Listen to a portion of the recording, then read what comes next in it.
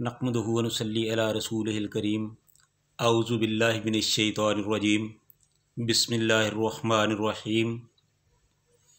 हर किस्म की हम्द व सना अल्लाह ताला की ज़ात के लिए जो सारे जहानों का खालिक व मालिक है, और दरूद व सलाम रसूलुल्लाह सल्लल्लाहु अलैहि वसल्लम की ज़ात पर जो सारे जहानों के सरदार और तमाम अम्बिया के इमाम हैं।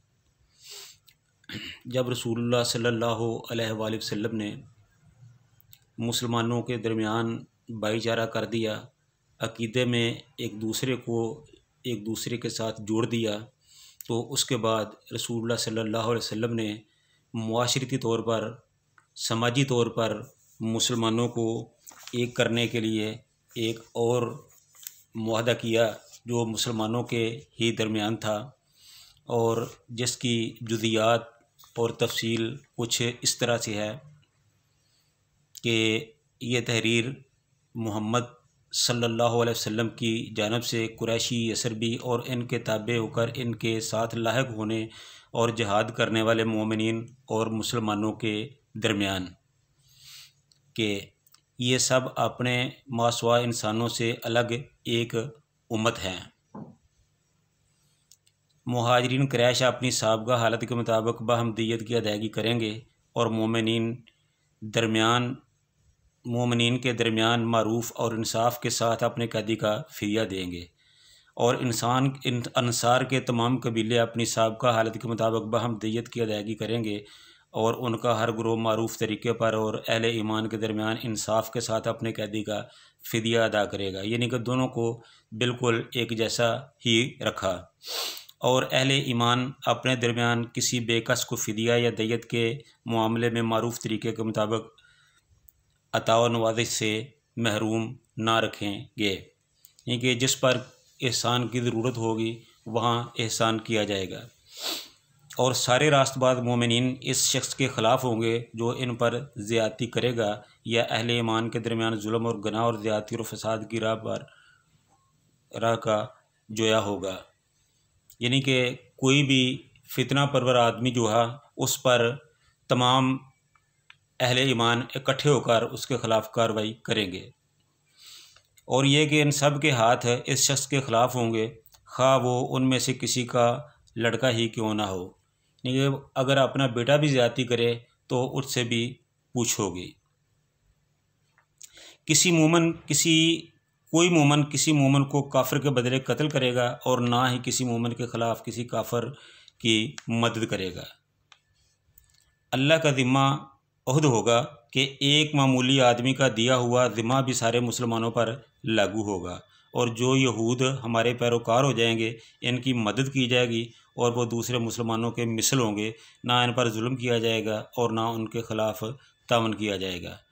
मुसलमानों की सुलह एक होगी, कोई मुसलमान किसी मुसलमान को छोड़कर क़ताल फ़ी सबीलिल्लाह के ये मुसालहत नहीं करेगा। मुसलमान इस खून में एक दूसरे के मसावी होंगे जिसे कोई फ़ी सबीलिल्लाह बहाएगा। कोई मुशरिक क्रैश की किसी जान या माल को पनाह नहीं दे सकता, और ना किसी मोमन के आगे इसकी हिफाजत के लिए रुकावट बन सकता है।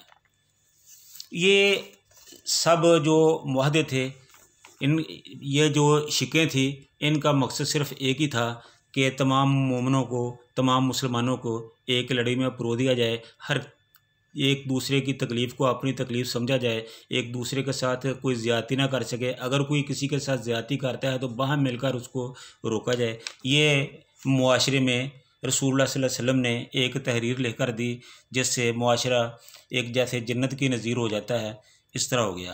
कुछ तो इस किस्म के मामलात थे जो रसूलुल्लाह सल्लल्लाहु अलैहि वसल्लम ने सियासी और समाजी तौर पर मुसलमानों को एक दूसरे के साथ जोड़ दिया, और दूसरा रसूलुल्लाह सल्लल्लाहु अलैहि वसल्लम की जो आला तालीमात थीं उन्होंने मुसलमानों को बिल्कुल एक जान कर दिया और सही मानों में एक उम्मत बना दिया। जैसे एक सहाबी रज़ी अल्लाह तआला अन्हु ने रसूलुल्लाह सल्लल्लाहु अलैहि वसल्लम से पूछा कि यानी इस्लाम में कौन सा अमल बेहतर है, तो आप सल्लल्लाहु अलैहि वसल्लम ने फरमाया कि तुम खाना खिलाओ और शनासा और गैर शनासा से सलाम करो। यानी कि एक तो एक दूसरे को खाना खिलाओ, और दूसरा तुम्हें कोई जानता हो या ना जानता हो उन्हें सलाम करो।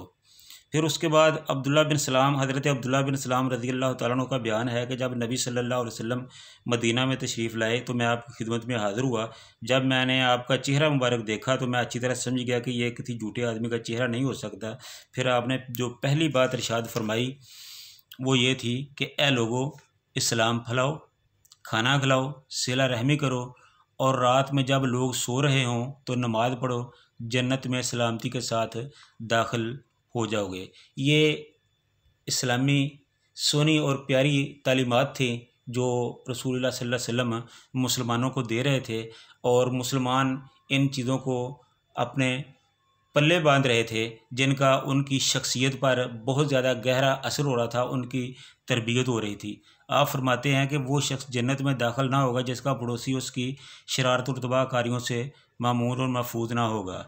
और फरमाते थे मुसलमान वो है कि जिसकी ज़बान और हाथ से मुसलमान महफूज रहें। और फरमाते हैं तुम में से कोई शख्स मोमिन नहीं हो सकता यहाँ तक कि अपने भाई के लिए वही चीज़ पसंद करे जो ख़ुद अपने लिए पसंद करता हो। और फरमाते हैं कि सारे मोमिन एक आदमी की तरह हैं कि अगर इसकी आँख में तकलीफ़ हो तो सारे जिस्म को तकलीफ़ महसूस होती है, और अगर सर में तकलीफ़ हो तो सारे जिस्म को तकलीफ़ महसूस होती है। और फरमाते हैं कि मोमिन के लिए इमारत की तरह है जिसका बाज़ को क़ुव्वत पहुँचाता है। तो ये सारी जो तलीमात थी, ये इसका मकसद सिर्फ ये था कि मोमिनों में यकजहती, प्यार, मोहब्बत, उनस, अखुवत, भाईचारा पैदा किया जाए। और कुफ़ार के सामने जब ये मोमिन एक दूसरे के सामने इस तरह मजबूत होंगे तो फिर ही ये कुफ़ार के सामने सीसा पलाई हुई दीवार बन सकेंगे। जब रसूलुल्लाह सल्लल्लाहु अलैहि वसल्लम ने मोमिनों की, इस्लाम की, मुसलमानों की इस नहज पर तरबियत की तो ज़ाहिर है उसका असर तो फिर होना ही था। तो इधर से फ़ारिग होके रसूलुल्लाह सल्लल्लाहु अलैहि वसल्लम ने, नबी सल्लल्लाहु अलैहि वसल्लम ने हिजरत के बाद जब मुसलमानों के दरमियान अक़ीदे, सियासत और निज़ाम की वहदत के ज़रिए एक नए मुआशरे की बुनियादें इस्तवार कर लीं तो फिर गैर मुस्लिमों के साथ अपने तल्लुकात को मुनज़्ज़म करने की तरफ तवज्जो फरमाई। जब मुसलमान रसूलुल्लाह सल्लल्लाहु अलैहि वसल्लम मुसलमानों को बाहमी तौर पर एक कर चुके तो फिर आप सल्लल्लाहु अलैहि वसल्लम ने जो गैर कौमें मदीना के आसपास थीं उनकी तरफ तवज्जो फरमाई कि किस तरह मदीने को महफूज किया जा सकता है, किस तरह मुसलमानों को महफूज किया जा सकता है, किस तरह इस्लाम को दुश्मनों से महफूज किया जा सकता है। तो इसके लिए आप सल्लल्लाहु अलैहि वसल्लम ने जो इस्लाम के मुखालिफ थे उनके साथ तल्लुकात उस्तवार करने की तरफ तवज्जो फरमाई। तो आप सल्लल्लाहु अलैहि वसल्लम का मकसूद सिर्फ ये था कि सारी इंसानियत अमन और सलामती की सात और बरकतों से बहरावर हो, और इसके साथ ही मदीना और उसके गिरदो पेश का जो इलाका है वो वफाकी वहदत में मुनज़्ज़म हो जाए। चनाचे आपने रवादारी और कुशादा दिली के ऐसे मसनून कवानीन फरमाए बनाए जिससे तअस्सुब और गलत पसंदी से भरी हुई दुनिया में का कोई तसव्वुर ही नहीं था। तो उसके बाद जो आप सल्लल्लाहु अलैहि वसल्लम ने यहूद के साथ एक मुआहदा फरमाया तो उसकी जुज़ियात कुछ इस तरह थी कि यहूद मुसलमानों के साथ मिलकर एक ही उम्मत होंगे। यहूद अपने दीन पर अमल करेंगे और मुसलमान अपने दीन पर अमल करेंगे। ख़ुद उनका भी यही हक़ होगा और उनके ग़ुलामों और मुतलकीन का भी। यहूद अपने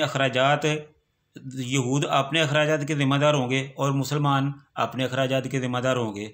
और जो ताकत इस मुआहदे के किसी फ़रीक से जंग करेगी उसके ख़िलाफ़ सब मिलकर तावन करेंगे। यानी कि कोई तीसरी ताकत अगर यहूदियों के ख़िलाफ़ कोई ताकत इस्तेमाल करती है, कोई जंग करती है तो मुसलमान यहूदियों का साथ देंगे। अगर कोई मुसलमानों के ख़िलाफ़ कोई जंग करता है तो यहूदी मुसलमानों का साथ देंगे। और इसी तरह इस मुआहदे के शुरका के बाहमी ताल्लुकात खैर ख़्वाही, खैर अंदेशी और फ़ायदा रसाई की बुनियाद पर होंगे, गनाह पर नहीं होंगे। कोई आदमी अपने हलीफ की वजह से मुजरम न ठहरेगा। मज़लूम की मदद की जाएगी। जब तक जंग बरपा रहेगी यहूद भी मुसलमानों के साथ खर्च बर्दाश्त करेंगे।